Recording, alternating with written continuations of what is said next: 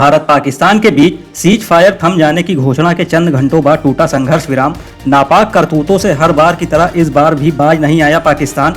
दिल्ली में सहमति की घोषणा के चंद मिनटों बाद ही उसने सीमा पर की नापाक हरकतें। फिलहाल अब हालात हैं सामान्य। पाकिस्तान के सीज फायर के बाद पीएम मोदी की high level meeting. Rajasthan, Punjab और जम्मू कश्मीर में सुबह हालात सामान्य। कल बातचीत के 3 घंटे बाद पाकिस्तान ने किया था सीज फायर का उल्लंघन। सीज फायर पर अमेरिकी राष्ट्रपति डोनाल्ड ट्रंप का दूसरा बयान। सीज फायर का दावा करने वाले अमेरिकी राष्ट्रपति ने इसके अगले दिन फिर की इसका श्रेय लेने की कोशिश। कहा, युद्ध में लाखों लोग मारे जा सकते थे। शनिवार शाम 5 बजे युद्ध विराम की सहमति के 3 घंटे बाद दोनों देशों ने सीज फायर उल्लंघन का किया था दावा। अमेरिकी राष्ट्रपति डोनाल्ड ट्रंप ने भारत पाकिस्तान के बीच कश्मीर मसले को हल करने की कोशिश करने की कही बात। कहा, शायद 1000 सालों बाद इस समस्या का कोई समाधान निकल आए। उन्होंने दोनों देशों के बीच बढ़े तनाव को कम करने और सीज फायर के लिए राजी करने का श्रेय लेने की भी की कोशिश। आतंकवाद के सवाल पर भारत ने पाकिस्तान के लिए खींची स्थायी लक्ष्मण रेखा। भारत ने घोषित किया कि अब भविष्य में देश के अंदर होने वाली एक भी आतंकी घटना को वो मानेगा अपने खिलाफ युद्ध। भविष्य में आतंकी कार्रवाई के खिलाफ जवाबी सैन्य कार्रवाई के लिए भारत ने खुद किया स्वतंत्र। सीज फायर होने के बाद कुछ दिनों तक पाकिस्तान सीमा पर डटे रहेंगे भारत के सैनिक। 12 मई को होने वाली डीजीएमओ की मीटिंग के बाद लिया जाएगा जवानों की मूवमेंट पर फैसला। इस बार पाकिस्तान के सीज फायर का उल्लंघन करने पर जवाबी कार्रवाई करेगा भारत। राजधानी लखनऊ में बनेगी विध्वंसक मिसाइल ब्रह्मोस। रक्षा मंत्री राजनाथ सिंह ने सीएम योगी के साथ किया यूनिट का शुभारंभ। ये कदम रक्षा क्षेत्र में देश की आत्मनिर्भरता को बनाएगा मजबूत। भारत पाकिस्तान के बीच चल रहे तनावपूर्ण हालात में सामरिक शक्ति को मिलेगी नई धार।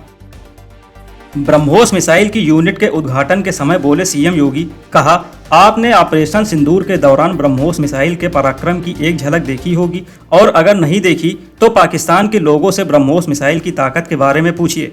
आतंकवाद कुत्ते की पूंछ है जो कभी सीधी नहीं होने वाली। आतंकी प्यार की भाषा नहीं मानने वाले हैं। लखनऊ उन्नाव बेल्ट बनेगा प्रदेश का इंडस्ट्रियल हब। 25,000 करोड़ के निवेश का खुला रास्ता। सरकार की मंजूरी मिलने के बाद लॉजिस्टिक और वेयर हाउस सहित लगाए जाएंगे तमाम उद्योग। लखनऊ में डिप्टी सीएम केशव प्रसाद मौर्य ने पीएम मोदी और भारतीय सेना को दी बधाई। उन्होंने कहा, भारतीय सेना ने आतंकवादियों को मिट्टी में मिला दिया है और पाकिस्तान को धूल चटा दी है। सेना के पराक्रम ने देश की सुरक्षा और शांति को सुनिश्चित किया है। लखनऊ पहुंचे डुमरियागंज के सांसद जगदम्बिका पाल। कहा, पाकिस्तान ने संघर्ष विराम का उल्लंघन किया। इस पर हमारी सेना ने चेतावनी देते हुए उसका मुंहतोड़ जवाब दिया। उधर से हमारे नागरिक क्षेत्रों और गुरुद्वारों को निशाना बनाया गया, जबकि हमारा उद्देश्य सिर्फ आतंकवादियों का सफाया करना था।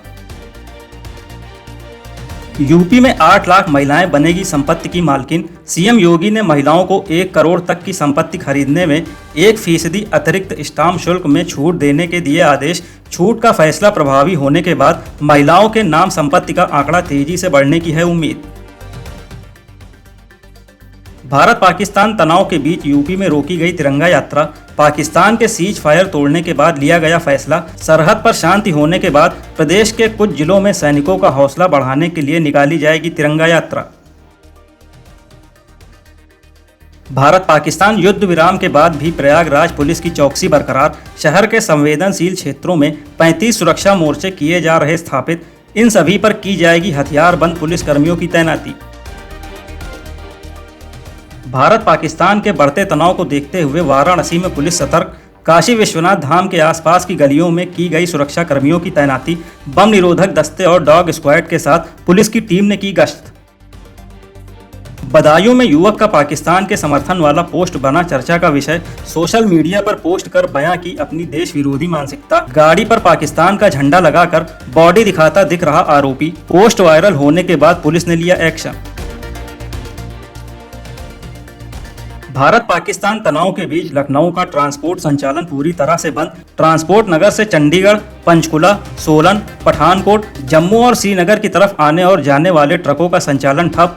कश्मीर, पंजाब और शिमला की बुकिंग बंद होने से नहीं आ पा रहे फल और मेवे। 10 करोड़ का हुआ नुकसान। तुर्की और पाकिस्तान के बढ़ते संबंधों पर भारत की बड़ी चिंता। पाकिस्तान को तुर्की से मिल रहा रक्षा सहयोग, जिससे भारत की सुरक्षा पर पड़ रहा असर।